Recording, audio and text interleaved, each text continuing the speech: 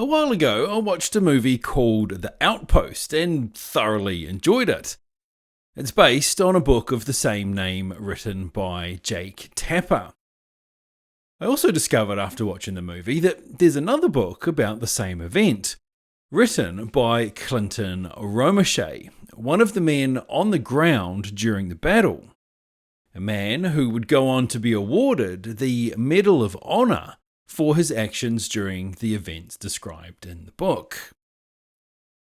Of the two books, I decided to read Romesha's Red Platoon, because who better to hear the story from than someone who was right there in the middle of it all? The book lays out the events of a 14-hour firefight that occurred on the 3rd of October 2009, when a tiny outpost, Command Outpost Keating, manned by around 70 American soldiers, was attacked by a force of around 300 Taliban. The attackers were extremely well armed and organised, and took every advantage of the high ground that surrounded the small outpost. I found the book to be gripping right from the get-go. Romesha sets things up by giving a summary of the location, the layout, and the situation in the lead up to the battle.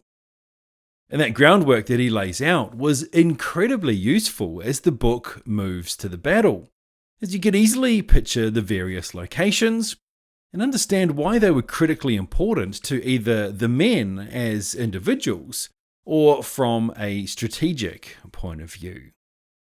The way Romesha walks you through the battle was done in such a way that you knew exactly where you were in the timeline, where you were location-wise, and who the key players were. He efficiently describes the weapons systems that they had at their disposal, the tactics that they used, and his own thought processes as it all unfurled in front of him. Most important of all, you get a feel for the isolation that these guys felt until help arrived from the skies. I've read a lot of battle books, and I would put this right up there with Black Hawk Down and Into the Fire as one of the best battle books I've ever read.